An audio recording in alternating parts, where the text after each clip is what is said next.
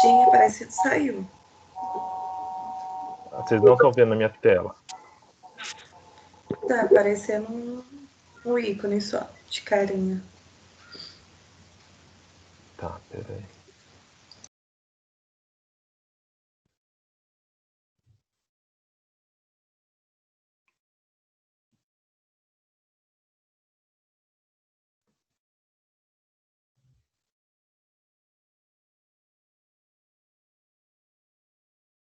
Agora vocês conseguem ver?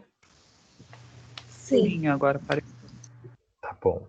Pessoal, qualquer coisa vocês pedem, só reforçando então para os colegas entrarem pelo link que está no portal, tá bom? E não entrar pelo que está compartilhado lá na barra lateral. Porque daí talvez fique mais fácil, pelo menos nesse primeiro momento, para a gente poder dar andamento. A faculdade organiza, depois a partir das outras aulas a gente consegue entrar direto. Bom, hoje eu vou falar um pouco com vocês sobre, né, a cientificidade, né, na construção desse conhecimento. Então, qual que é a importância desse conhecimento científico? Partindo do pressuposto de que a gente vive bastante sob influência, né, dos aspectos que são comuns, do senso comum. Então, até que ponto é preciso a gente buscar essa base científica para poder embasar um novo conhecimento, né, estruturá-lo de forma correta. Então, é basicamente isso que a gente vai fazer, tá bom? É claro que para isso a gente vai usar a luz da própria ciência, através de referências. Então, é interessante depois que a gente dê uma estudada no conteúdo também disponibilizado como material complementar, tá bom? Bem, a gente tem uma situação que é uma situação geradora de problema, então todas as unidades do livro elas trazem esse tipo de reflexão, e a gente precisa pensar um pouquinho como seria resolver aquele problema da unidade, da seção em si, né? Bom, o nosso primeiro problema, então, Gustavo, ele mora numa cidade de Molhados, onde serão realizados racionamentos semanais de água. No bairro onde ele reside, todos os moradores foram avisados por meio de folhetos distribuídos pela prefeitura, de que uma vez por semana, sempre às terças-feiras, não teriam água potável, nem água disponível. Isso fez com que eles tivessem que começar a estocar água para consumo, armazenando água da chuva e também água de reuso para as demais necessidades, né? Então, isso gerou a informação de que, e a ação de que haveria racionamento de água, acabou gerando várias outras ações da comunidade envolvida, né? Então, a gente começa a pensar em quais impactos isso pode acontecer dentro daquele contexto. Entretanto, por falta de informação e conscientização sobre as reais causas desse racionamento, os seguintes problemas foram causados: dificuldade para encontrar água potável disponível para compra na região, falta de informação sobre formas de armazenamento de água e sua utilização, o que gerou o foco de dengue no bairro, e falta de informação sobre possíveis multas por parte da prefeitura a respeito da má utilização da água, o que também gerou revoltas e muitos protestos.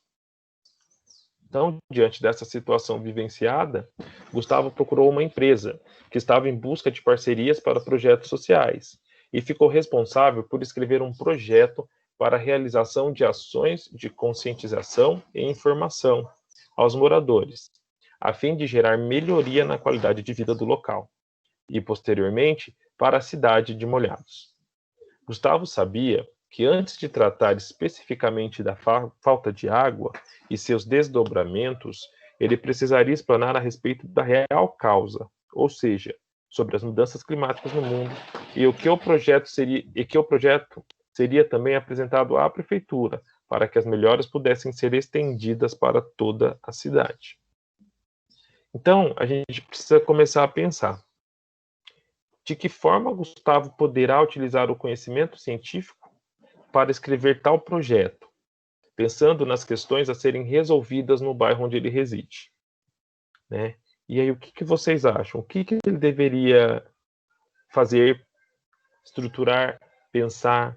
Como ele tem que utilizar esse conhecimento científico? Como que vocês acham que isso poderia ser aplicado? Vocês podem me explicar? Eu vou compartilhar a tela de vocês.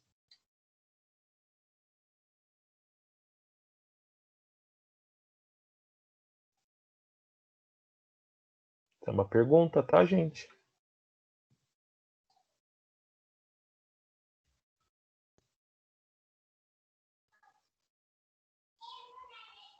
Conversando com as pessoas sobre o problema de jogar lixo, né, a falta d'água, sobre isso, armazenar, né, de qualquer jeito, né, os problemas que pode causar.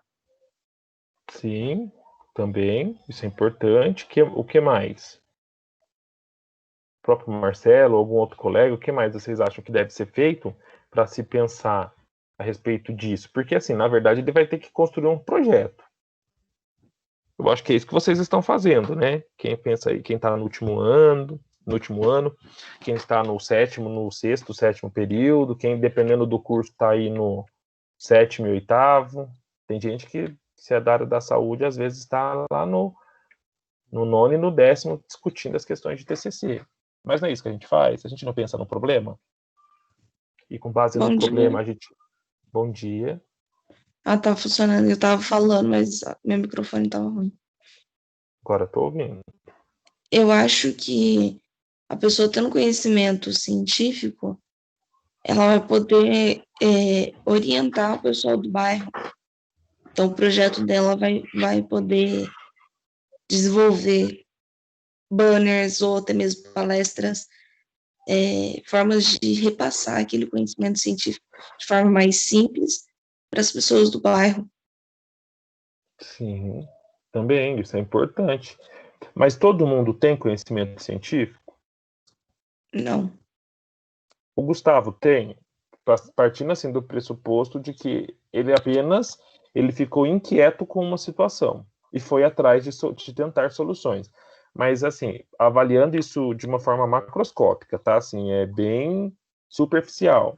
A gente sabe se ele tem conhecimento ou não científico sobre o assunto, a gente não sabe. Então, para ele vai ser difícil provar isso, escrever esse projeto, buscar caminhos através da ciência. O que vocês acham? Vai ser difícil, mas hoje em dia existe a internet. Não sei se ele teria acesso, porque existe muita gente no Brasil que não tem acesso à internet. Mas se ele tiver, vai ficar mais fácil dele adquirir esse conhecimento científico e repassar. Sim, Ou então ele isso pode mesmo. buscar ajuda de outras pessoas, né, assim, para apoiar o projeto dele, ajudar ele. A internet também ajuda, Exatamente, também. mas ele pode buscar outros recursos, né? Sim, pode buscar outras pessoas que têm a mesma inquietação. Ele pode buscar a escola da região, ele pode buscar ONGs, né? Enfim, existem meios, existem caminhos. E quando a gente fala da internet das coisas, né? No sentido de falar sobre essa acessibilidade, embora, mesmo que muitas regiões ainda não tenham, a acessibilidade ela é maior do que há alguns anos. Então, assim, pode ser que ele tenha um departamento numa escola, numa prefeitura, numa faculdade, onde ele consiga ver, pode ser que tenha lan house, onde ele... Então, assim, existem meios da pessoa ir atrás dessa informação. Alguém mais iria falar? Professor, tem gente da minha turma Oi. querendo entrar de educação física, aí não estava conseguindo entrar, vai entrar tudo agora. Educação física. Pera aí. Mas vocês estão entrando pelo link. Quem que falou? Desculpa. Isso, Gabriel? consegui entrar agora só, aí minha turma não estava sem o link, aí eu mandei lá no grupo, vão entrar agora, tá? Tá bom. O link tá lá no portal, tá bom? Tá lá na unidade 1, Eu seção coloquei, 1. a gente tá entrando, não tá conseguindo. É que vocês estão tentando entrar pela barra lateral esquerda, direita, né, de vocês, que é que é onde tem lá plano de aula, onde tem notas, aquela Pelo barra calendário. lateral. Isso, a gente não Isso, e aí pelo calendário. Esse Nem que eu não tá consegui entrar funcionando. hoje pelo calendário. É. Não está entrando. O meu portal também não está entrando hoje. Então, entrem pelo link, tá? Na aula passada já estava lá o link do calendário e deu tudo certinho. Eu dei aula ontem pelo calendário, deu tudo certinho. Entraram ontem, não, terça. Tiveram 50 alunos numa turma de 60, então A maioria conseguiu entrar pelo calendário, mas hoje não está ok, não está dando certo. Pede para o pessoal entrar pelo link, que não tem problema, tá bom? Bom, vamos dar andamento então.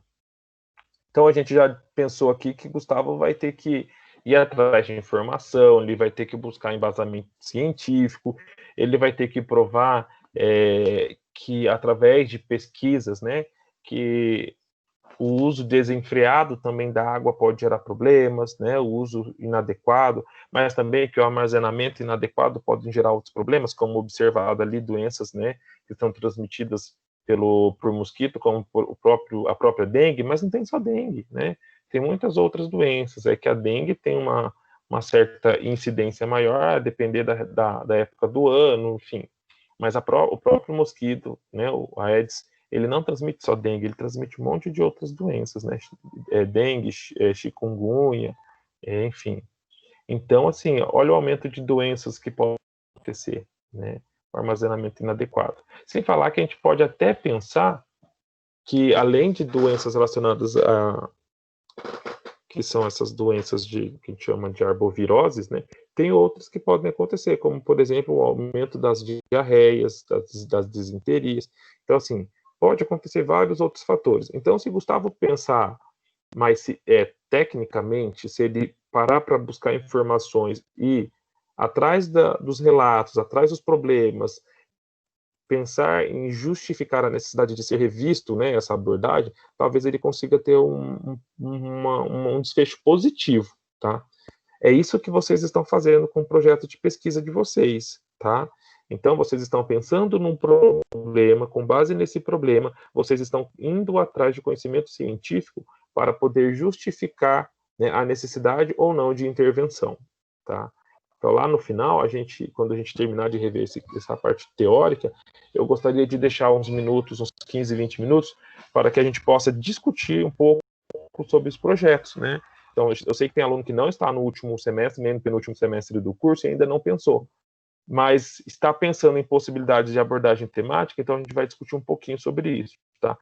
A aula não é para definir temas de pesquisa, essa matéria não é TCC, mas com base no conhecimento que a gente vai adquirindo, a gente pode discutir um pouquinho sobre isso. E aí, quando chegar o momento certo, junto com o tutor de vocês de TCC, vocês definirem isso, tá? Então, essa situação ela vai impor, né, uma resposta que se caracteriza como um processo de construção de conhecimento. Então, é um processo lento, é um processo que precisa ser estruturado, ninguém chega, né, do nada, sem conhecimento, e depois de um dia, ou dorme, acorda cheio de conhecimento. Esse conhecimento ele precisa ser adquirido, e adquirir conhecimento não é deitar e dormir com o livro na cabeceira da cama, colocar o livro, né, fazer ele de travesseiro e acordar com as informações que estavam dentro dele, dentro da nossa cabeça. Não é assim. Então, o Gustavo vai ter que entender todas as situações, e aí depois disso ele vai começar a redigir lá o projeto dele. Ainda que personagem dessa situação problema aplique conhecimentos aliados à realidade, isso deve ser feito com um olhar específico para uma determinada situação, com especificidades muito peculiares voltadas à situação vivida. Então, não adianta o Gustavo pegar uma referência, uma informação de algo que esteja relacionado ao problema, mas que não esteja inserido dentro do contexto social da onde ele vive, né? Então, por isso que os problemas de pesquisa, quando o aluno ele faz o TCC ou quando ele faz uma pesquisa de campo, e ele acha que ele vai resolver a cura do coronavírus, né? Da doença que a gente está tendo aí, ele não resolve. E ele fica desanimado. Por quê? Porque ele precisa entender também que nem sempre a pesquisa vai gerar aquela resposta que ele esperava. Às vezes vai ser preciso muito mais pesquisa. Então, eu preciso avaliar, inclusive, as condições financeiras para desenvolver a pesquisa. Eu preciso avaliar a aplicabilidade dessa pesquisa. Adianta, por exemplo, supor ou propor para que essa comunidade crie cisternas de água enormes, gigantescas e não sei o quê, se eles não tiverem dinheiro, se não tiverem como armazenar essa água de forma limpa? Então, a gente tem que pensar em inúmeras possibilidades. Então, nesse sentido, o conhecimento produzido será ressignificado, passando a se construir numa forma nova e diferenciada de resposta. Então, outras pesquisas que visaram uma mesma problemática e, com base nisso, criar uma resposta, podem servir, sim, de suporte, né, de embasamento, né, de arcabouço para a criação do projeto do Gustavo. Mas não necessariamente ela terá a mesma resposta, porque todas as questões de contextos, questões sociais, questões financeiras, enfim, conhecimento já adquirido dessa comunidade vai influenciar em como esse projeto vai ser respondido. Então, essa situação, problema que a gente vai resolver, ela é a seguinte: como os conhecimentos existentes e a idealização de melhorias em uma comunidade são transformados por meio de um projeto em ações concretas para solucionar os problemas apresentados. Que escolhas devem ser realizadas dentro desse projeto para que essas soluções aconteçam de fato? E quais procedimentos caracterizam esses tipos de escolha? Tá? Então, aqui, a gente já entra naquela questão de reflexão. Então, aqui, ó, vamos imaginar cada um no seu curso. A gente tem os alunos da educação física, a gente tem os alunos da enfermagem, a gente tem os alunos da odonto, da pedagogia, da administração. Que eu me lembro que são esses 5 cursos. Então, imagina você aí dentro do seu curso, da sua faculdade. Pensa num problema. Pode ser que esse problema você queira discutir lá no TCC de vocês. Pode ser. Ou pensa que ele pode ser passível de dissolução. Ou pensa que esse não é um problema que eu vou discutir no meu TCC, mas é um problema que tem na minha área. Então, dentro da pedagogia, por exemplo, essa questão da pandemia, a gente pensar sobre essa orientação e educação remota. Né? Vocês, dentro da faculdade, vocês têm acesso, mas eu, esses dias, fui trabalhar com orientação em saúde, né, numa outra faculdade que eu dou aula, e a gente pegou uma escola pública para poder falar sobre prevenção, lavagem das mãos, para fazer palestras, ensinar os familiares, os alunos, trabalhar com os professores. E pasmem, porque assim, 90% dos alunos e das famílias eram de extrema carência e não tinham como acessar o computador, não tinham computador em casa.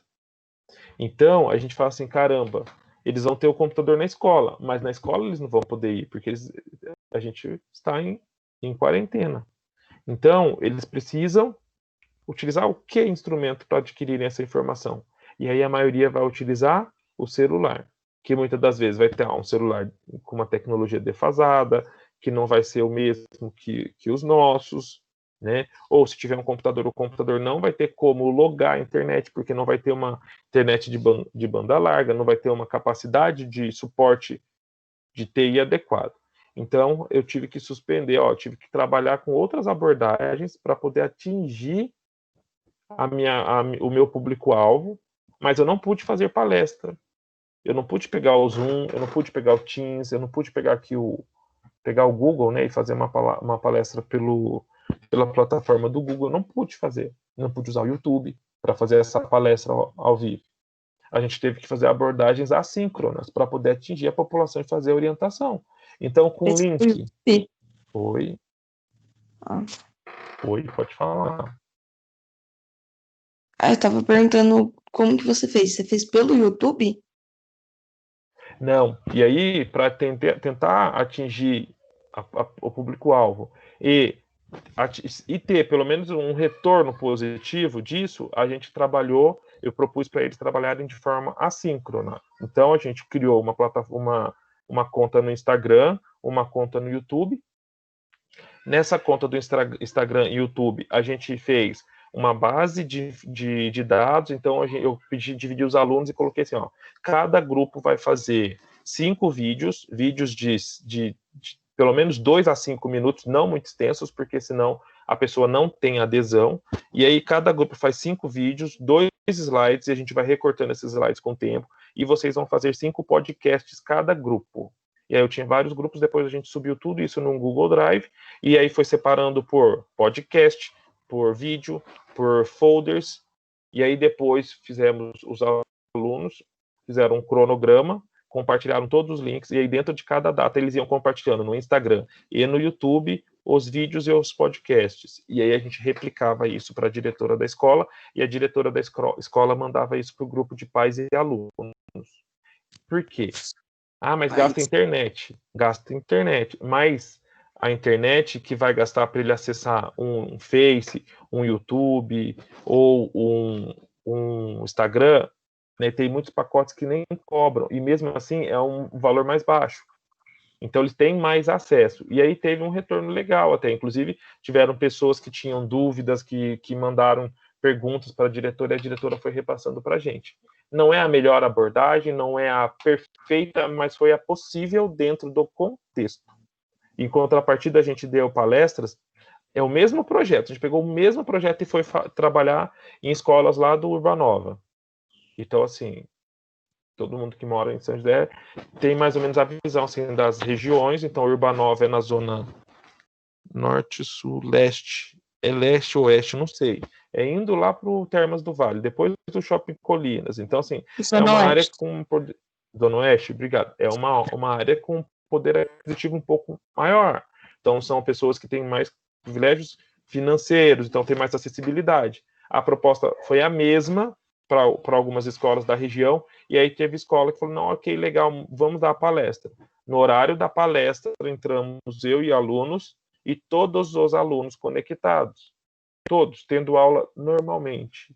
E aí a gente pergunta, é o mesmo contexto quando você pega uma escola particular da Zona Oeste e aí compara com uma escola lá longe, lá, sei lá, eu estou dando exemplo, tá, gente? Não estou falando que a educação seja ruim, mas estou dando exemplo. Da área rural, não é a mesma coisa.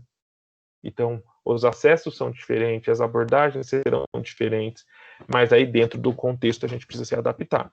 Então, vocês, dentro dessa problemática que vocês vão acabar trabalhando, pensem, né? Reflitam, porque isso vai ser uma das perguntas básicas que vão ser feitas para vocês na construção do projeto de pesquisa, né? Do trabalho de vocês. Vocês vão ter a situação problema. O problema de pesquisa vocês vão definir, talvez isso seja fácil. Mas quais os objetivos que você quer resolver? Quais são os seus objetivos primários? Quais são os seus objetivos secundários, né? Ou objetivo principal e objetivos específicos, né? Então, eu tenho que definir um problema, mas com base na definição desse problema, eu tenho que definir objetivos que eu tenho para minha pesquisa, né? Então, como aí o Gustavo vai fazer para resolver todo esse problema? Vocês já deram algumas dicas, então pode ser que a abordagem, né, dê certo, pode ser que ela não dê certo, mas independente do resultado, a gente faz uma análise final. E aí, como é um projeto que vai ser aplicado dentro de uma comunidade, se ele projetar algo que não deu certo, ele pode voltar lá atrás nas etapas da pesquisa dele e rever isso, modificar um objetivo, modificar um pouquinho o problema, talvez modificar a clientela, né, o público-alvo, enfim, tudo vai ser possível de ser adequado, tá? Em se tratando desse tipo de exemplo, tá? Então, para eu ter, né, sucesso aí para resolver qualquer coisa que me gere um questionamento, eu preciso compreender como o conhecimento é construído, né, apropriado e transformado num contexto prático. Então, eu preciso entender essas etapas de construção do conhecimento, tendo em mente também que vai haver muitas influências que não são científicas, mas que corroboram e vão auxiliar na concepção e na construção desse conhecimento. Então, quando a gente fala, que nem a gente comentou na aula passada, sobre a questão de pegar e tomar um chá porque acha que o chá vai fazer bem, de usar uma certa folha, amassar a folha e passar numa ferida porque vai fazer bem, ou deixar o cachorro lamber lá a ferida da gente machucada porque vai fazer bem. Todos esses conhecimentos aí que são de senso comum, eles podem colaborar para a gente desenvolver um conhecimento científico. Porque todas as inquietações, todas as indagações, elas vão surgir da análise destes fenômenos. Então, quando eu olho uma situação, e aí, a depender dessa situação, eu começo a me questionar de como esse conhecimento ou aquele fato se desenvolve, eu começo a questionar os fenômenos. E é exatamente isso que a pesquisa tem que fazer. É exatamente isso que o conhecimento científico faz. Ele questiona os fenômenos que levam àquela situação, tá? Então, essa construção do conhecimento é extremamente necessária, né? E só vai acontecer quando eu conseguir avaliar essas características de ciência, né, de científico. Aqui a gente tem eu coloquei 2 imagens, mas que mostra a construção do conhecimento com base na pesquisa científica. Hoje isso é muito mais fácil. Eu estou lá no doutorado, né, eu ouço os professores falarem assim, bom, na minha época de pesquisa, quando eu fiz a faculdade, eu tinha que ir lá na faculdade, na biblioteca da faculdade, eu pegava o livro, eu ficava lá lendo o livro, depois tudo que eu achava, eu digitava no computador da faculdade, porque a gente não tinha computador em casa, era coisa de rico. Além disso, a gente podia também pagar para tirar cópia das páginas do livro ou das revistas científicas. Isso era muito comum. Né? Ainda existe isso em alguns locais. Hoje, como que as revistas científicas chegam até a gente? Como que vocês acham que o artigo chega para vocês aí na faculdade? É através de papel? É físico? Vocês pagam assinatura? Como que é? Via online? Via online? Mas vocês pagam para isso? Não. Não pagam. Mas professor tem revista paga? Tem um monte de revista paga, tem muito acesso fechado, tá? Mas grande parte das produções científicas, elas estão disponíveis na rede para a gente ter acesso, coisa que não existia lá no passado, né?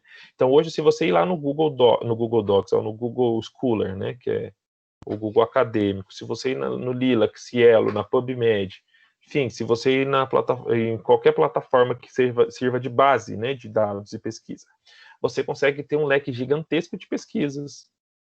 E aí entra daquela discussão que a gente fez na última aula, que por que a necessidade de publicar em inglês, sendo que a gente vive no Brasil? Porque quando você pesquisa, vão voltar inúmeros artigos e pesquisas que foram feitas nos Estados Unidos, na Inglaterra, no Canadá, na Austrália, na China, no Japão. E aí, se você não tiver essa fluência, né, no idioma, ou o mínimo de conhecimento para poder traduzir adequadamente, né, esse conteúdo, você acaba desenvolvendo uma pesquisa que não vai ser tão atualizada. Tá? A gente vive um problema atual que todo mundo já sabe aí, por causa do vírus, enfim, todo mundo sabe. E eu estava fazendo um projeto de pesquisa com alunos sobre a temática, isso em maio, antes de junho, foi em maio, porque foi mais ou menos uns 2 meses depois que começou tudo. E aí eu falei para ele, pesquisa, coloca as palavras-chave certas lá no buscador, use os operadores booleanos adequados, isso a gente vai ver lá na frente, eu vou explicar para vocês. E faz a pesquisa. E assim, gente, no Brasil, lá em março, abril, não tinham muitas pesquisas sobre a temática. Né? Não tinham muitas. Aonde que tinha muito? China, Japão e Europa. Porque era um problema que até então era muito incidente ainda lá na Europa. Né? E na região do Oriente. Enfim. Hoje, se você clicar as mesmas palavras-chave, vão voltar inúmeros trabalhos publicados no Brasil sobre a temática. Isso é ruim? Isso não é ruim. Não deve ser ruim. Isso é bom, porque a gente está produzindo. Mas o que vocês acham que serviu de base para criar esses projetos? Foram as pesquisas anteriores brasileiras ou as pesquisas anteriores internacionais? As internacionais. As internacionais. Então, se o cara aqui do Brasil tivesse feito uma pesquisa sobre esse tema lá em janeiro, com base no que ele observou lá na China, e ele começasse a escrever uma pesquisa, alguma coisa epidemiológica, qualquer outra, nada com pesquisa que envolva projeto, CEP, né, Comitê de Ética em Pesquisa, uma revisão mesmo. Se ele tivesse feito isso lá em janeiro, usando como referência dezembro, ou que ele fizesse em fevereiro, usando dezembro, janeiro, com o que ele observou lá na China, vamos supor que é uma pessoa que mora lá na China. Sei o exemplo, ele viu que estava todo mundo em lockdown e ele começou a fazer uma pesquisa. E ele publicou em inglês. Mas ele publicou por quê? Porque a informação só vai chegar para todo mundo se tiver nesse idioma. Por isso que a gente às vezes tem que se adequar, dependendo de onde a gente vai buscar essa informação científica. Mas ela vem através de outras informações. A gente não pode criar algo científico do zero. só do achismo e começar a escrever. E é isso o problema dos alunos. É isso o problema quando a gente está com um graduando e a gente fala para ele, cara, você não pode escrever o que veio na tua cabeça. É muito legal, eu sei, ficou bonito. Você escreve muito bem. Mas quem que falou isso? Quem que foi o pesquisador? Na onde você leu? Que livro que você leu? Que artigo que você leu que tinha essa informação? E aí, com base nisso, o aluno vai redigir novamente aquele parágrafo. Tá? A gente precisa refletir sobre essa necessidade de ter um embasamento. E aonde que a gente vai tirar isso? Artigos, revistas, publicações. A faculdade, gente, a maioria das faculdades, e a nossa também, ela tem uma base de dados muito boa. Então, quem usa lá a biblioteca virtual, se você pesquisar revistas, vai ter uma parte lá que são inúmeras revistas, porque a faculdade paga a assinatura dessas revistas. Então, muito daquilo que a gente não vai conseguir achar lá no Google, nas outras bases, a gente consegue achar na biblioteca virtual, principalmente se tratando de revistas científicas, porque a faculdade ela paga para ter acesso. Então, tem coisas que você não vai achar pesquisando no seu computador de casa, pela sua internet. Mas quando você estiver logado ou dentro de uma instituição, ou com login numa biblioteca de uma instituição de educação, que pague pelo acesso, você consegue ter esse acesso. Tá legal? Bom, as respostas para os desafios nem sempre aparecem de imediato. Geralmente elas vão requerer muita análise. E mesmo em situações para as quais a experiência nos traga à mente caminhos já trilhados, é preciso identificar novas variáveis para que possamos efetivamente propor a solução mais viável para o contexto. Então, não necessariamente a experiência prévia vai resolver o nosso problema, mas ela não deve ser descartada, tá? Mas a gente precisa avaliar a influência dela para saber se consegue ou não desenvolver esse tipo de conhecimento. Às vezes, a experiência prévia nos mostrou algo ruim. Olha, não dá certo seguir por essa linha de pesquisa, não dá certo fazer desse jeito. Mas às vezes a gente precisa exatamente parar, analisar o que a gente fez que pode ter gerado aí uma resposta negativa. Mas as experiências prévias, elas devem ser sim levadas em consideração, mas não necessariamente elas vão ser a chave da resposta para aquilo que a gente precisa. Tá? Nem sempre o melhor será o mais adequado, ou o mais adequado será o que poderemos fazer. Nisso eu dou novamente o exemplo lá da abordagem com os alunos da escola estadual. Então, assim, por que eu fiz um negócio com um aluno da escola particular e deu super certo? Participaram, questionaram, foi gravado, aquilo ficou disponível, mandaram questões, interagiram, e eu não fiz com a escola estadual. Porque o contexto é diferente, o público é diferente, a acessibilidade é diferente, questões sociais, financeiras, econômicas são totalmente diferentes, né? Então, nem sempre o melhor é o mais certo, mas às vezes é aquilo que dá para ser feito e é aquilo que deve ser feito. Para isso, é preciso adotar critérios de escolha mais científicos, a fim de garantir mais eficiência. Então, pensando em pesquisa, a gente nunca vai querer aquele resultado que eu gostaria. Eu gostaria que fosse desse jeito. Eu gostaria que a palestra fosse feita com todos os alunos, de escola pública, particular e escola rural. Eu gostaria que todos tivessem acesso ao YouTube para poder assistir os vídeos. Eu gostaria que todos tivessem acesso ao Instagram. Eu gostaria que todos tivessem internet, computador e fone para poder participar e interagir ao vivo comigo. Mas nem sempre isso vai ser o que eu vou ter, né? Mas eu preciso garantir uma eficiência. Essa minha pesquisa ela tem que gerar um resultado que seja positivo, tá? Que seja palpável. Não necessariamente positivo no sentido, às vezes o resultado vai ser um resultado que eu não esperava, mas foi um resultado que a pesquisa gerou. E se ela foi feita certinha, esse resultado ruim que ela pode ter me dado, é algo importante para a gente se pensar sobre aquele problema, né? O que pode ter gerado esse resultado ruim? Não tem que ser a pesquisa e a metodologia. O pesquisador não pode influenciar o resultado. Isso está errado. Mas se ele fez tudo certo e o resultado deu totalmente fora do esperado, o que está acontecendo para que essa população que eu estou pesquisando está dando esse resultado? Então, as interferências, as influências têm que acontecer lá no público analisado, tá? Por exemplo, gente, eu vou dar um exemplo aqui básico. Eles estão desenvolvendo aí uma vacina, né? Para o problema atual. Então, qual que é o problema da pesquisa? A infecção e a contaminação pelo vírus, que geram várias outras complicações sistêmicas que acabam levando o paciente à morte. Então, qual que é o objetivo dessa pesquisa? Então, o objetivo é compreender como esse micro-organismo age dentro do corpo e, através disso, gerar um anticorpo específico para poder se proteger, né? E aí a gente fica pensando, como que isso vai ser feito? Através de análise de RNA, DNA, disso, daquilo, através de meios de condução, como essa memória, né, vai ser inserida dentro do organismo, vai ser de forma intramuscular, subcutânea, endovenosa, por comprimido, não sei. Isso daí os pesquisadores vão fazer. Suponhamos que eles desenvolveram a vacina e eles começam a fazer os testes. E aí ninguém responde. Ninguém responde. Lá no final da pesquisa, provou que foi ineficaz, que não existe uma vacina eficaz até o momento. O resultado não foi ruim?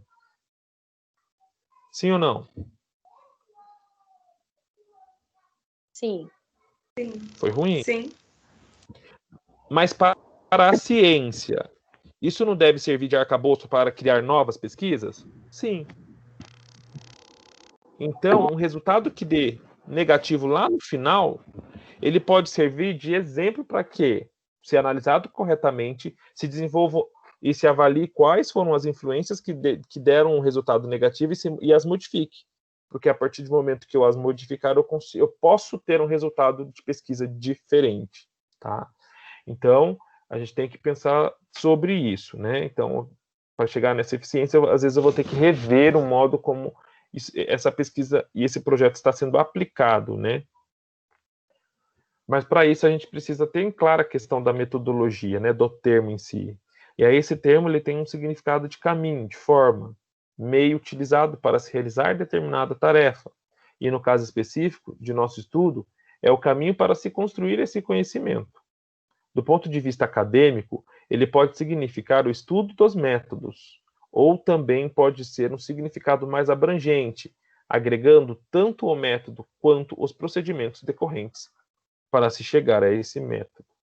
Então, a metodologia é eu fazer passo a passo.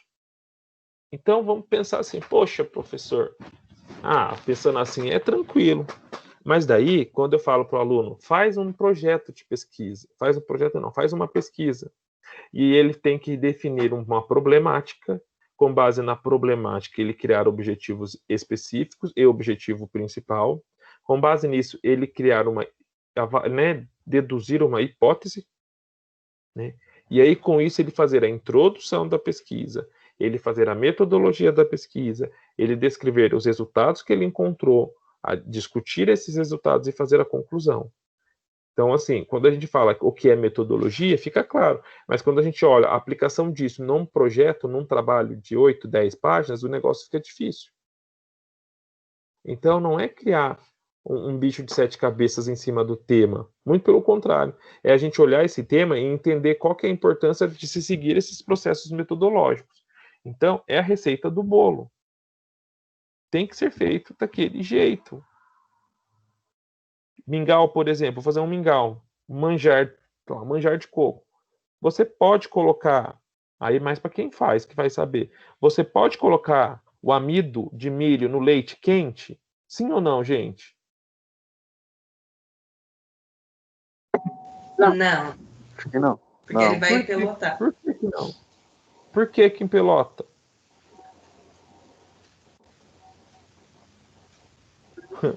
Caramba, para que eu tenho que saber? Eu não sei, né, professor? Algum processo físico-químico acontece ali que o amido empelota na água ou no leite quente. Então, qual que é o passo correto para ele não empelotar? Frio.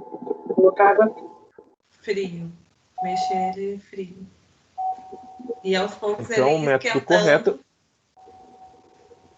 é eu fazer aumentar a temperatura gradativamente, mas a princípio eu preciso diluí-lo para inserir essa solução na água. Então, eu vou fazer uma outra. Então, o ideal seria eu diluir lá no leite ou na água fora, e aí começar a esquentar ele ao mesmo tempo. Mas, por exemplo, quem faz fubá, polenta, essas coisas. Não coloca o fubá na água quente? Coloca, mas primeiro faz o quê? Dilui fora o fubá seco, dilui e depois insere ele dentro da água quente e vai mexendo.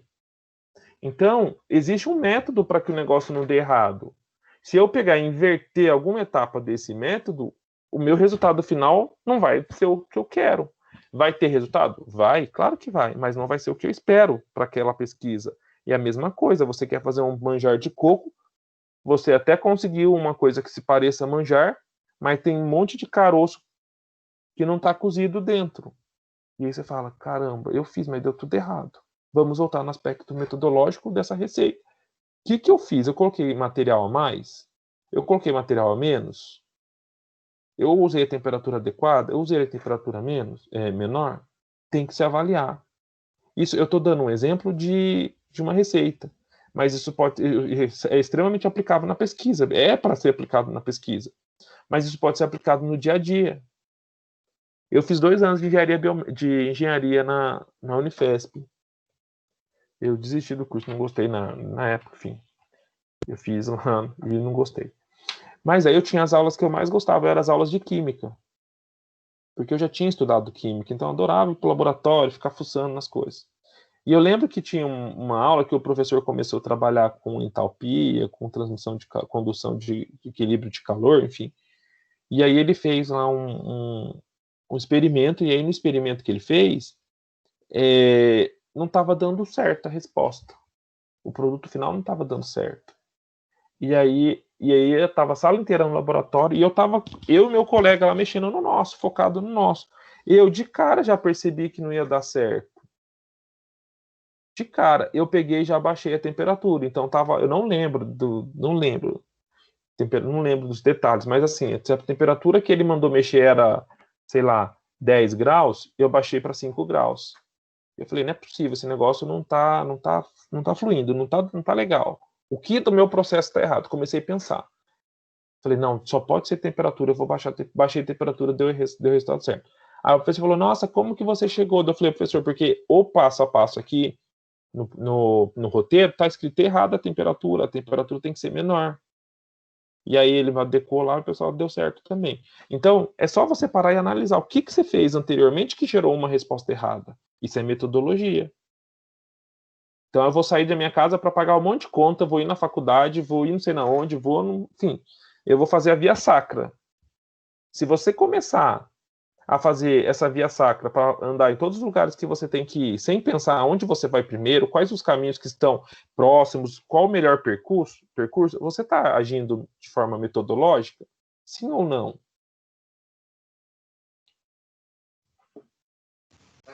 Eu acho que sim. Eu vou repetir a pergunta, ó.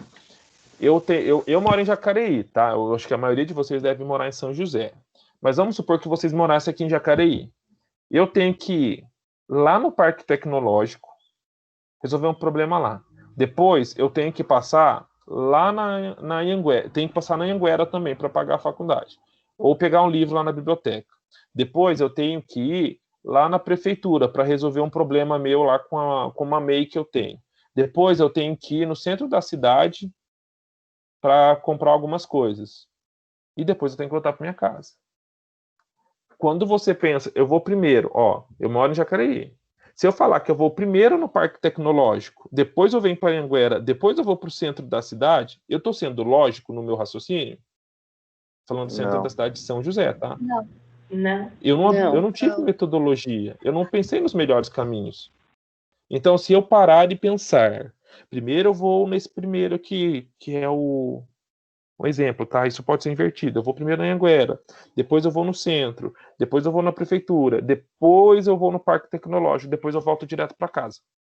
Ou primeiro eu vou no Parque Tecnológico, depois eu vou na prefeitura, depois no centro, depois voltando para minha casa eu vou na Anhanguera e venho para Jacareí.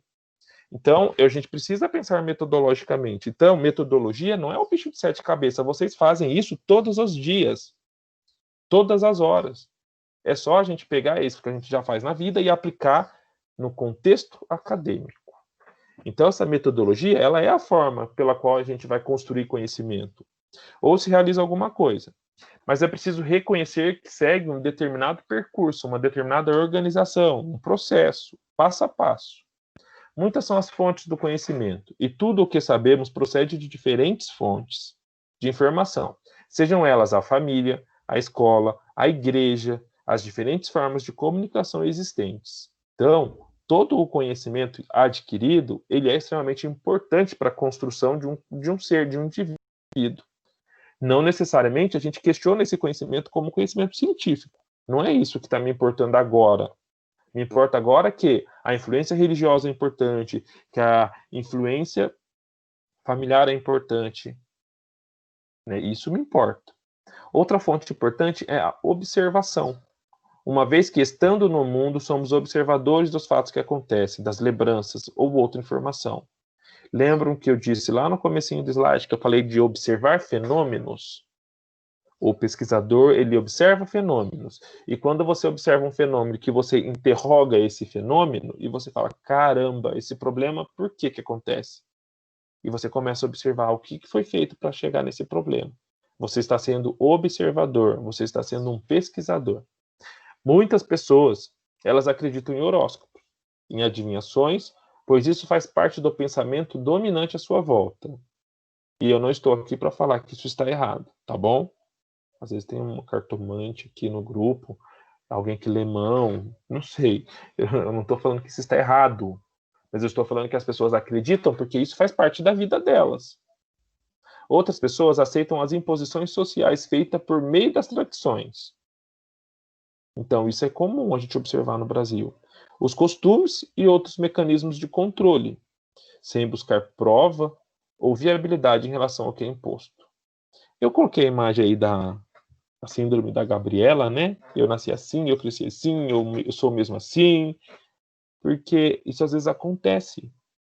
Às vezes acontece na nossa vida. A gente não gera questionamentos.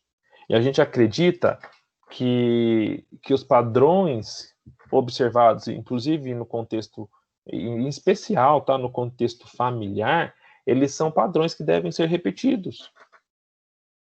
Não é assim, não é porque meu pai fez assim, meu avô fez assim, meu pai fez assim, eu tenho que fazer assim, o meu filho vai fazer assim. Não, eu quero fazer diferente, eu quero mudar isso, eu quero pensar de forma diferente, eu quero questionar de forma diferente. Então, quando a gente fala que costume e tradição influencia o modo de pensar, a gente está exatamente dentro de um conceito correto. Ontem eu assisti uma palestra e eu sou formado em eu tenho mestrado em psicogerontologia, então eu estudei bastante sobre as questões que influenciam as diferentes formas de envelhecer, né?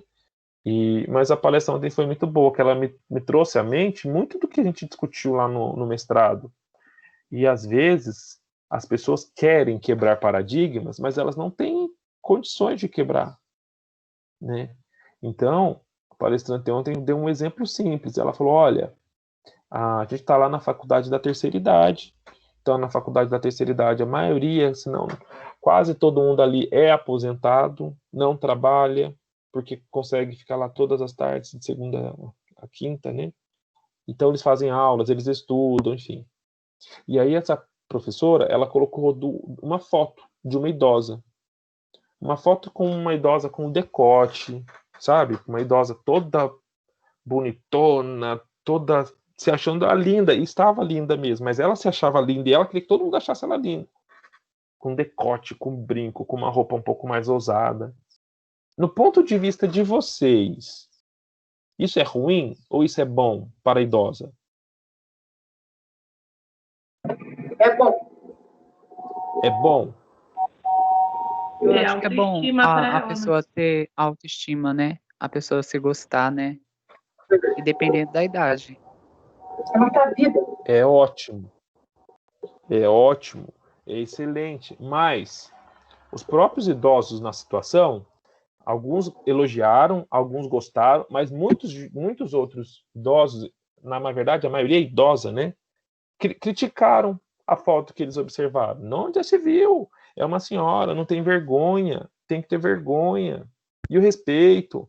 Então, a gente traz tradição, a gente traz costume, e a gente não se permite evoluir em vários aspectos.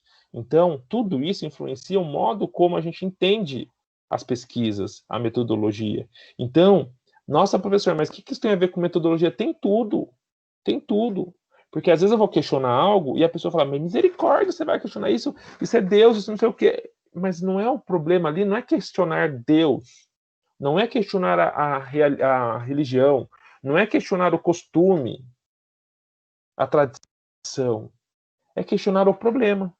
Né? Então, assim, é preciso quebrar paradigmas.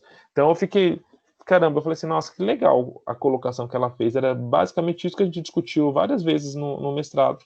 Porque o próprio público, no caso aqui o idoso, mas eu posso perguntar isso para vocês, eu posso fazer uma outra pergunta para vocês, e aí os próprios grupos ali dentro da sala de aula, eles vão ter pensamentos opostos. Por quê? Porque o que influenciou isso? O pai, a mãe, a igreja, a vida.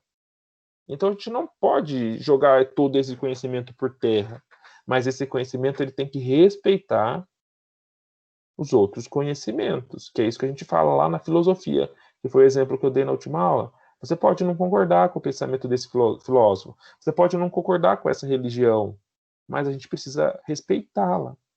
Deixa quem é o seguidor acreditar, e você respeita, né? E é isso que a gente vê que não acontece.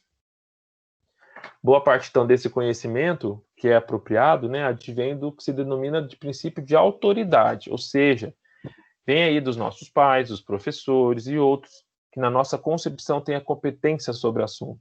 Então, a gente vai adquirir e a gente acaba vivendo isso, acaba entendendo como um conceito superior. O meu pai disse, o meu pai fala, é desse jeito, né? Então, assim, quantas vezes, é só um exemplo, tá? Quantas vezes meu pai não falou assim, nossa, o filho de fulano faz isso, o filho de fulano faz aquilo. Talvez os pais de vocês também faziam isso. Quantas vezes o pai da gente, o vô, eu na minha época, com 12 anos, eu trabalhava, carpinava terreno. Estudar é bobeira, na minha época não tinha estudo, você não precisava de estudo para arrumar emprego. Vocês já ouviram esses tipos de argumentações? Sim, professor. Até se a gente pegar antigamente, muitas crianças paravam de ir para a escola para ir trabalhar, né? Sim, exatamente. Porque antigamente isso é provado, tá? Isso tem artigo que prova. Porque antigamente filho dava dinheiro, filho era lucro para a família, né? E o Filho dava essencial dinheiro. era que ele trabalhasse, né, professor, e não estudasse. Exato. Exato. E hoje filho dá o quê para a família? Prejuízo! Gasto. Prejuízo, dá gasto, dá dor de cabeça, né? Então, assim, antigamente o filho, por isso que as famílias numerosas, enormes, porque ainda mais se tivesse mais meninos ainda, né? Menino trabalha, e a mulher acaba trabalhando sim, mas naquele contexto de época, isso não é preconceito particular, gente, pelo amor de Deus, eu tô falando de história, né? As mulheres começaram a ganhar espaço nas indústrias, nas empresas, o que a gente vê hoje acontecer. Olha a faculdade de vocês, né? Olha a enfermagem como que é, olha o odonto como que é, pedagogia como que é. Por que pedagogia é coisa de mulher? Não é coisa de mulher nada. Não é pedagogia. Eu faço pedagogia. Eu faço enfermagem, porque só vou me enfiar também, né? Pelo amor de Deus. Porque eu gosto de brigar com os outros também. Pedagogia não é feminina. Enfermagem, ela tem a essência feminina por conta de toda a história, mas ela não é uma profissão feminina. Engenharia é uma profissão masculina? O que vocês acham? Não. Não, não é. Mas não tem muito mais homem do que mulher? Tem. Porque isso são padrões impostos pela O sociedade. professor cortou para mim, eu não consegui ouvir. Eu perguntei se engenharia é uma profissão de homens, né? Não é. Mas a sociedade impõe um padrão. Então, tudo que a gente vive, tudo que a gente experimenta, ela gera um padrão e um reflexo dentro de nós. Então, a gente precisa se auto-questionar. Eu conheço excelentes engenheiras. Eu conheço engenheiras que dão pau em um monte de homem, um monte de engenheiro. Eu conheço excelentes pedagogos. Eu conheço excelentes enfermeiros. Aí existe a desigualdade, né, professor? Não é que isso é desigualdade. Na verdade, isso eu não digo nem desigualdade, porque a desigualdade está muito relacionada ao acesso, à incapacidade de gerar o acesso. Mas isso também é percepção de sociedade, isso é percepção de cultura. Isso vem do que o pai, que o da mãe falou, que o tio falou, que a tia falou. Então, isso é muito padrão social. Imposto, né? Padrão imposto. Isso é padrão imposto. Então, se as pessoas falam que para eu ser bem-sucedido eu preciso ter uma faculdade e ser pós-graduado e ter mestrado e doutorado, então Steve Jobs está rico por quê? Silvio Santos está rico por quê? Era para eu estar rico. Então, não necessariamente o que os nossos pais falam, que os outros falam, vão ser autoridades. Mas o nosso processo de construção, principalmente quando a gente ainda não tem capacidade de questionar isso se torna uma verdade absoluta. E é isso que a ciência tem que fazer, questionar verdades absolutas. Tá? Porque nem nada é verdade eternamente. Tudo né, o próprio físico, né, nada se cria, tudo se transforma. A gente, se você for pegar a gente, nós somos um composto da tabela periódica. Nós somos todos tabela periódica. A gente vira pó, não estou falando de igreja, pelo amor de Deus. A gente vai virar todos os componentes. Tem zinco, tem ferro, tem H2O, tem CO2. Tem tudo dentro de mim. E depois eu não morro, e aí eu não vou ser, tudo que eu tenho não vai ser absorvido pela terra? Eu não vou me transformar novamente? Não estou falando de contexto religioso, eu usei só o exemplo que ficou muito próximo. Mas é isso, a própria água. A água ela está lá no lago, depois ela está no céu, depois ela vira chuva, depois ela vira neve. Tudo se transforma. Então, não existe verdade absoluta. E a gente precisa questionar essas verdades com propriedade. Tá? À medida que esses conceitos são negados pela evidência, nós os substituímos por outros conceitos e conhecimentos. Então, eu vou dar um exemplo, tá? E a gente não vai brigar, porque a gente precisa brigar. A gente é tudo grandinho, maduro. Eu era da igreja X. Eu era lá da igreja e X lá que tinha uma cultura assim, assado, muito legal. Enfim, de repente eu parei de acreditar nessa igreja, nessa crença. Fui para uma outra. Aí eu saí dessa e fui para outra. Aí eu saí dessa e fui para outra. Então vamos supor, eu era católico, agora eu sou protestante, agora eu sou espírita, agora eu sou da religião, eu não sei falar dos umbandas, essas religiões. Eu sou outra religião, agora eu sou da Testemunha de Jeová, agora eu sou do sétimo dos últimos salvos, dos últimos dias, agora eu sou da bola de neve, agora eu sou do católico de novo. Vocês entendem que quando eu questiono evidência e na minha cabeça eu nego essas evidências, eu mudo os meus conhecimentos? Eu mudo. Isso não está errado. Então a gente pode mudar de opinião com base nessas evidências. Mas não há como comprovar todos os fatos. Ou dito de outra forma, não há como comprovar se todas as informações que nos chegam são válidas do ponto de vista da comprovação e da demonstração. Então, a gente tem que buscar entender que as noções erradas acabam por misturar-se com as informações válidas e com as experiências acumuladas. Ou seja, vira uma miscelânea dentro da nossa cabeça. E aí você mistura ciência com religião, com experiência, com conhecimento comum, e aí fica tudo aquilo misturado no liquidificador na cabeça, batendo lá, misturando. E aí eu tenho que entender o que disso tudo eu vou validar e vou considerar. Até aqui vocês estão entendendo? Sim. Acho que está claro, né, gente? Acho que é importante a gente não correr. Deixa eu saber, a professora começou a falar comigo. Eu já mandei. Só um instantinho. Oi, professora, bom dia. O AVA não está acessando o calendário, então eles entraram pelo link que eu já postei lá no AVA, tá bom? É o mesmo da semana passada. Obrigado.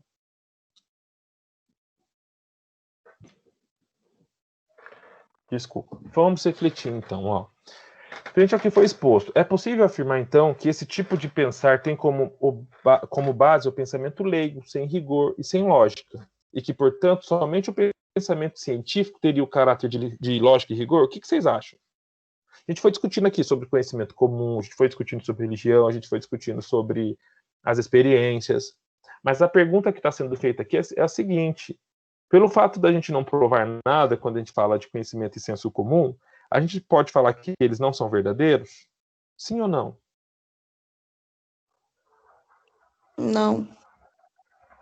Porque não discute a crença das pessoas.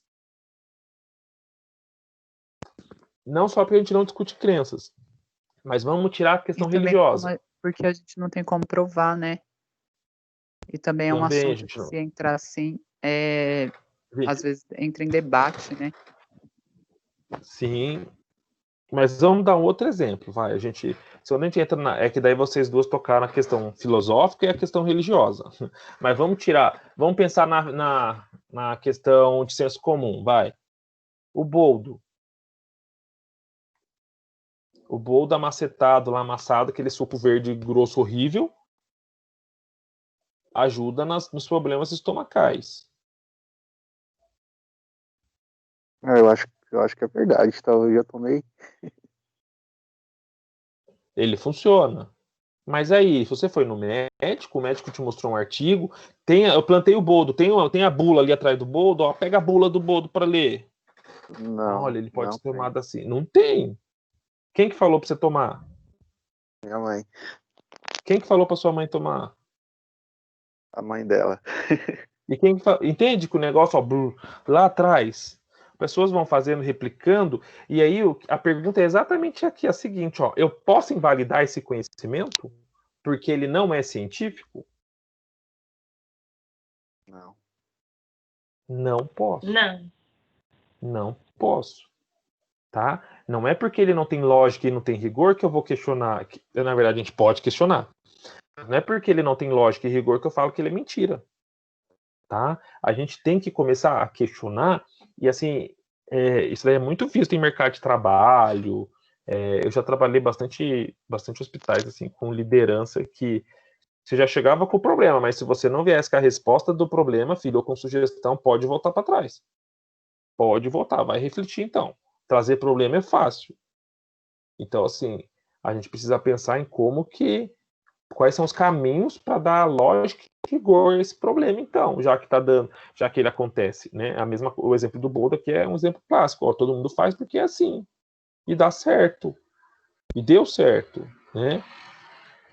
Bom, observe então que a lógica interna dos argumentos, ela é encontrada também em um discurso inteligente ou em argumentos filosóficos, uma vez que a filosofia também busca demonstrar algo utilizando a razão e a lógica. Isso é normal, a gente sabe. Filosofia, ela serve para confundir também. E tem bastante gente que se confunde com filosofia. Então o cara pensou algo, refletiu algo, e aí ele joga a frase lá impactante, aquela frase fica. Né? Mas ele tem uma capacidade de argumentação enorme. Geralmente, filósofos, gente, se eles não tiverem capacidade de argumentar, pelo amor de Deus. A gente pode ver os filósofos né, os sociólogos e filósofos aí que fazem sucesso na internet. Só colocar filósofos brasileiros aí, vai aparecer pelo menos uns 3, 4 que são super conhecidos. E falam de um jeito que você olha assim, que você se apaixona. Você fica ouvindo o cara falar 2 horas sem se cansar. Porque eles têm essa capacidade argumentativa de fazer você refletir, né? Mas isso não é tudo. Quando buscamos respostas para os problemas que nos incomodam, recorremos a um conjunto de meios e procedimentos. E isso daqui eu chamo de métodos. Isso eu chamo de metodologia. No âmbito científico, é possível afirmar que o método tem sua origem na crença de que, pelo uso da razão, o homem é capaz de conhecer o mundo e transformá-lo. Então, quem diz isso foi Decken. Então, assim, o homem pode, conforme conhecer a razão, transformar o mundo, né, através da utilização de métodos. Conhecer para transformar significa o reconhecimento de que os homens podem interferir nos fenômenos e transformá-los conforme suas necessidades, tá? Então, assim, vamos voltar lá na era do, sei lá da onde. Não é na era do gelo ainda não, é depois, bem depois. Quando lá não é nem os homens, deve ser os Neandertais, sei lá, quando desenvolveu o fogo. quando começou o homem a manusear o fogo, vocês acham que o domínio do fogo foi importante para o desenvolvimento da civilização? Teve uma professora minha que falou que a descoberta do fogo foi o início da sociedade. Sim, porque a gente começou a manipular as coisas, manipular no sentido literal, tá? Não no sentido pejorativo, não. Mas começou, a manipulação do fogo permitiu, por exemplo, você parar de comer a carne crua, que talvez então você nem deveria, o homem nem comia tanto. Por quê? Porque demorava muito o processo de digestão, e aí ele começou a ter uma ingesta maior de cadeias proteicas, porque ele começou a amolecer essa carne com fogo. O homem começou a dominar o fogo a favor de si. Então, ele começou a desenvolver métodos para utilizar aquilo. Quando criou a roda, ele desenvolveu métodos. Então, assim, a gente transforma esse conhecimento que a gente tem em algo que vai melhorar o nosso dia a dia, a nossa vida. É isso que a pesquisa tem que acontecer. Então, se o homem só viesse lá o fogo acontecer, pá, teve um raio, caiu fogo. Se ele não pegasse a pedra e não ficasse gerando faísca, a gente ia estar como hoje? A gente não ia estar conversando sobre isso, a gente ia estar vivendo lá, tentando correr atrás dos dinossauros, sei lá, se não tivesse. A gente não ia estar aqui. Então, o conhecimento gera novos conhecimentos, e esses fenômenos, eles se transformam, né? Então, nunca, isso é uma frase que às vezes a gente ouve muito falar, uma mente que se abre para o conhecimento, ela nunca vai retornar ao mesmo tamanho, ela sempre vai expandir. Esse conhecimento científico, bastante divulgado e conhecido na atualidade, tem suas origens no século XVII. Então, a gente vai entrar um pouquinho numa revisão teórica aqui, que é bastante interessante. Até então, as explicações eram baseadas em superstições, principalmente vinculadas ao pensamento religioso. Tá? Conforme Ludwig, vários eventos foram responsáveis pela emergência do pensamento moderno em diferentes setores da vida humana, sempre decorrentes das transformações na forma de organização da vida material. Aí, a gente tem que pensar naquelas questões da era medieval, né? Do período medieval.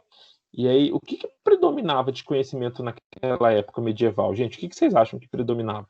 Qual era o conhecimento mais importante?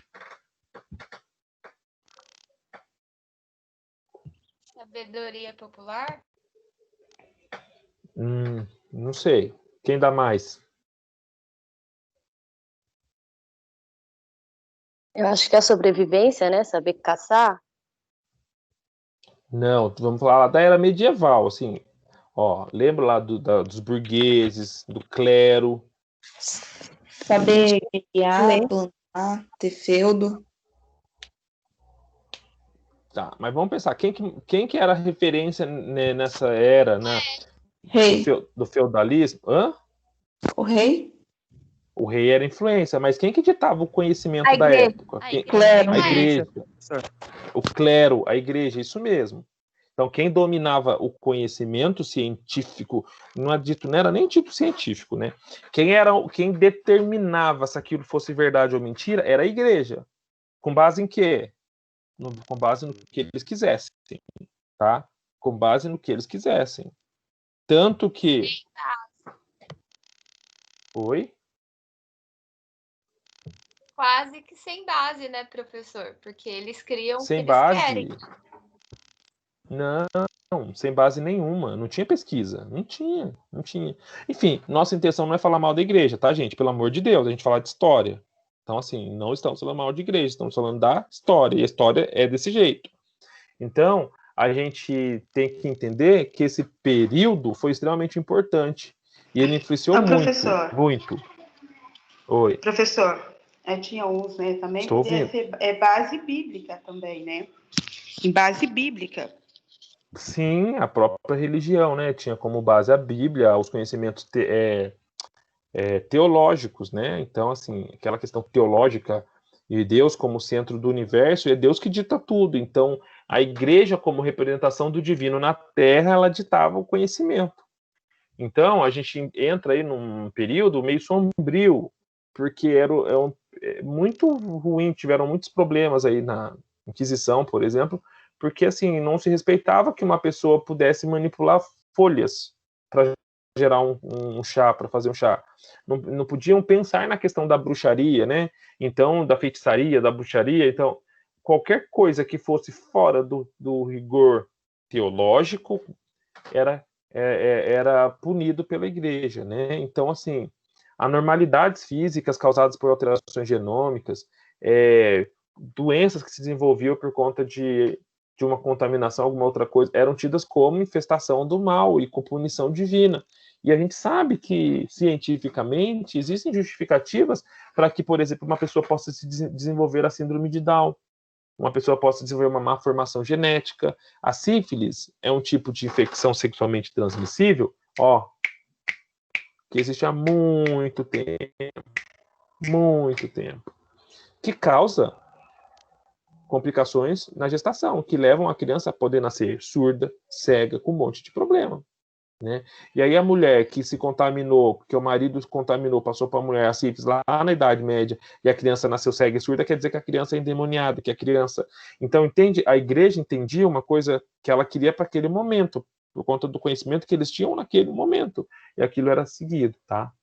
Bom, em função dessa constituição de novas formas de vida em sociedade, principalmente decorrentes da transformação na base econômica, nas formas de responder às questões delas advindas, que foram formuladas, né? A gente teve um movimento chamado Renascimento, onde a gente teve a invenção da imprensa e a reforma protestante, que são alguns dos eventos que demonstraram a riqueza deste processo. Quando a gente fala de imprensa, a gente fala de um tipo de comunicação que modificou o modo de saber no mundo. Então, até então, as pessoas elas tinham que escrever o livro, e aí não podia ficar... Como que faz cópia de livro? Hoje você faz um livro, você publica uma tiragem lá com 1000 cópias. E em 1800, como que faz 1000 cópias de um livro? Difícil. Então, a imprensa ela veio trazer notoriedade para a ciência, porque ela trouxe difusão de informação. A constituição do pensamento científico moderno ela vai decorrer principalmente das condições colocadas pelas transformações econômicas que estão na base da constituição do modo burguês de produção. Então, o capitalismo ele vai existir novas formas de tratar o conhecimento em função das demandas do processo de acumulação. Então, uma das coisas que fomentam, né, uma das demandas que vão fomentar esse desenvolvimento científico são as necessidades burguesas, porque assim, por que eu consigo, por exemplo, transformar alguma matéria-prima em produto e eu consigo vender esse produto? Isso vai me dar dinheiro? Vai. Então, deixa eu entender todo esse processo. Porque eu quero ganhar mais dinheiro, eu quero criar mais riqueza, eu quero ter mais material, eu quero ter mais conhecimento sobre aquilo.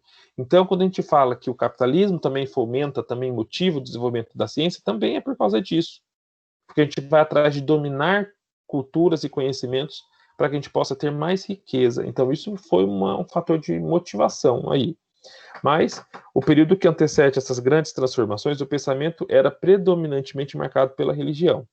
A Igreja Católica dominava esse cenário com grande influência, de tal modo que, com o acirramento deste processo, aqueles que insistiam em contradizer o estabelecido pela Igreja eram submetidos a tribunal da Inquisição. Depois eu arrumo antes de pôr no ar. Um marco importante para a constituição do pensamento científico foi o movimento iluminista. Então, esse movimento ele gerou uma revolução, né, cultural e apresentava novas formas de entender a natureza, a sociedade, transformando a maneira profunda de se pensar e agir. Então, a igreja ela viveu sob domínio, e isso quando a gente olha, a gente tem que olhar lá no passado. Quem estuda a história geral, quem fez cursinho, lembra lá das cidades gregas, né, das polis, né, dos cleros. Então, isso, direito de voto, lá atrás. E aí a gente foi desenvolvendo. Depois a igreja toma mais poder, mais força. Tanto que todas as decisões eram feitas com um membro da igreja. Quem assistiu Game of Thrones aqui, né? Eu não lembro o nome daquele rapaz que era da igreja, aquele senhor. Que pegou a Cersei, rapou a cabeça da Cersei, que prendia a Cersei, que prendeu um monte de pessoas lá da série, porque as pessoas eram impuras, pecadoras, né? mas eles faziam tudo aqui, e eles, não é que eles pecavam, dentro do contexto de normas da época, aquilo era imprudente, aquilo era fora do padrão da normalidade, e tudo que passasse da normalidade era tido como pecado, então as pessoas tinham que pagar, e o próprio homem ditava o preço e a punição dessas pessoas. Desculpa. Só que ele agindo dessa forma, ele acabava pecando também no sentido de que, sendo o ditador, sendo o responsável por conduzir, né, as respostas. Então a igreja também fez isso no período medieval. Então a gente está usando lá um exemplo de uma série que foi criada, que foi, né, redigida, mas que colocou a igreja com o peso que ela sempre teve, né, na vida real aqui. Então, no período medieval, a igreja ela fazia isso. Então, as pessoas que eram torturadas, as pessoas que eram mortas, os livros que foram queimados porque era uma revolta. Pensar em ciência era revoltante, não se podia pensar, porque todo conhecimento era advindo de Deus.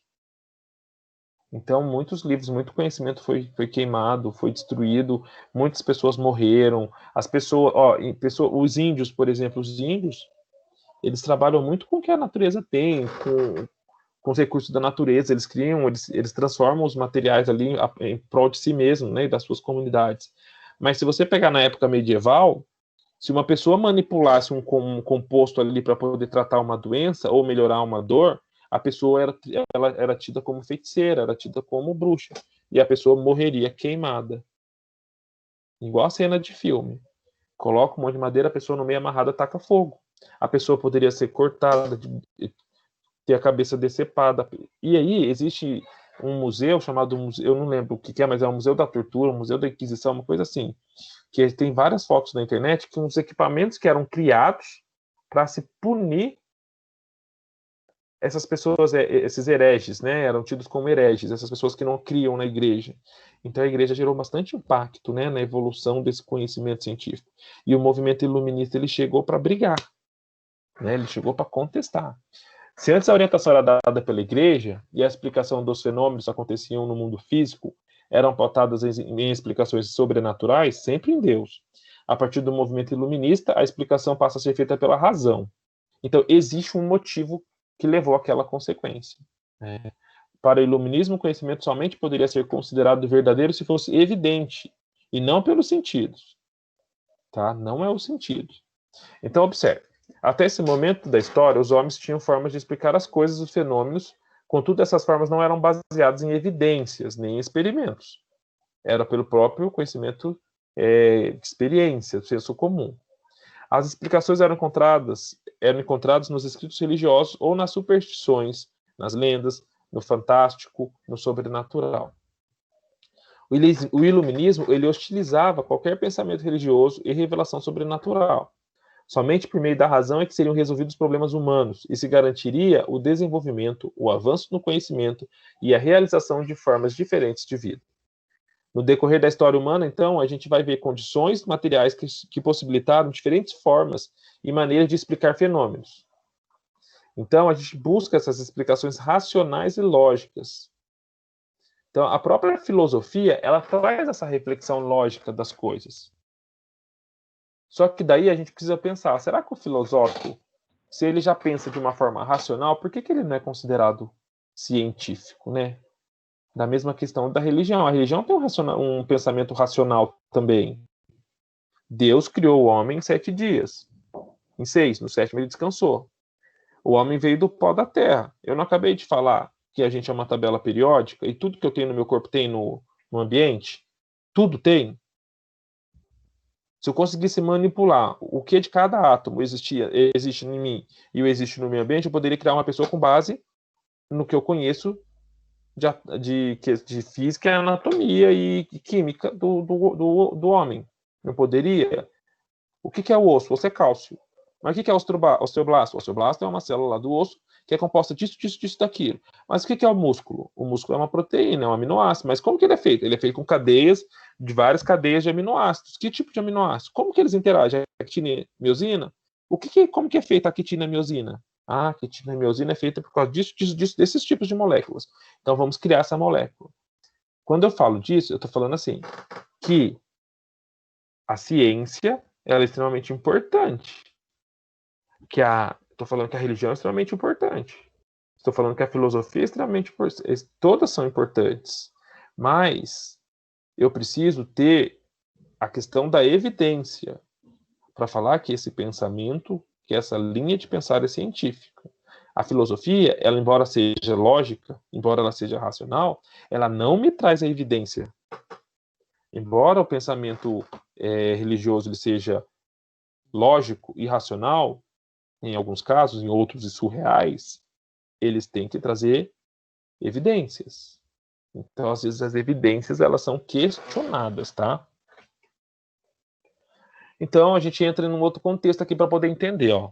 Os mitos foram as primeiras formas de se explicar o mundo e as coisas, e correspondiam às condições postas pelo contexto histórico e social.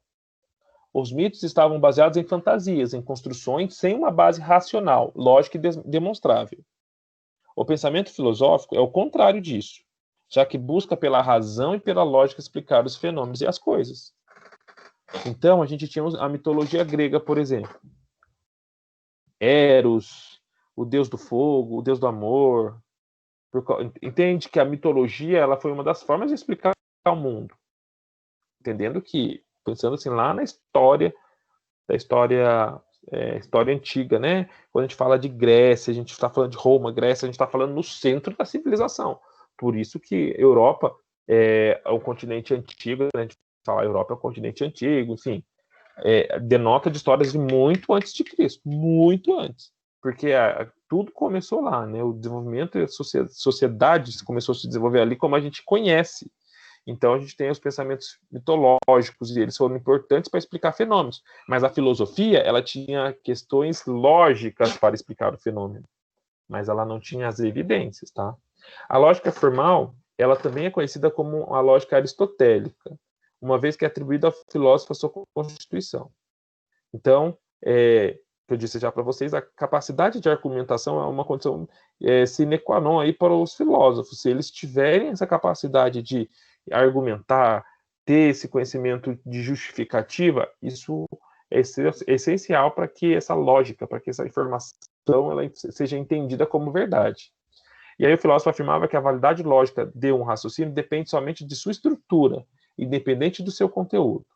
Os aspectos mais importantes disso, para o filósofo, é que as conclusões deviam ser obtidas a partir da observação dos fenômenos, cuja análise deveria ser feita por um processo de raciocínio, baseado na argumentação lógica. Então, eles também pensam na observação dos problemas. Então, se eu tenho um problema X, como que esse problema aconteceu? Eu vou observar o fenômeno. A filosofia faz igual à ciência. Só que o resultado dessa observação, ela se dá por um raciocínio baseado numa argumentação. E não é isso que a ciência faz. O resultado da observação do fenômeno é um resultado de pesquisa. Você só vai questionar, você não questiona aquilo. Você apresenta aquele resultado. Ele não pode ser modificado. Se o pensamento então, filosófico é a base da lógica, na dedução e na razão, né, como este diferencia-se do conhecimento científico, que também tem como base? Por que ele se modifica? Porque a gente não tem a evidência. No conhecimento filosófico, no pensamento filosófico, a evidência não existe. Ela é simplesmente argumentativa. E se eu tiver um argumentador muito bom, eu vou falar que aquela informação, que aquele conhecimento ele é verdadeiro. E se o meu argumentador for ruim, eu vou falar que o conhecimento filosófico é ruim e que aquilo não é verdade. Então, para esse pensamento poder ser real ou não, dentro da linha filosófica, basta saber argumentar corretamente. Tá? Então, o nascimento do pensamento científico está situado em meados do século XVI e acontece dentro de um contexto histórico, social, determinado pela gênese do modo de produção capitalista, que foi como já comentei. Então, nesse momento histórico, as transformações que operaram, né, que ocorreram das necessidades impostas nos processos de acumulação de bens e de conhecimento. Então, foi-se necessário ter conhecimento sobre navegação, sobre o clima, sobre as formas de produção em maior escala, em menor escala, o que levava aos inventos e às construções cada vez mais elaboradas e sofisticadas. Então, o questionar, né, as dúvidas, geraram o desenvolvimento do conhecimento científico. Tá? Gente, deixa eu só ver aqui. Podemos continuar? Acho que tem mais 10 slides, 12 slides.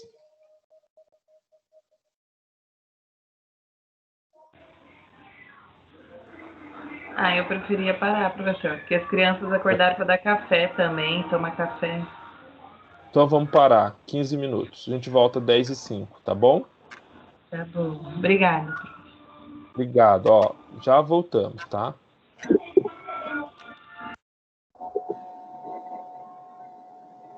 Só peço para vocês fecharem os áudios, por favor, tá?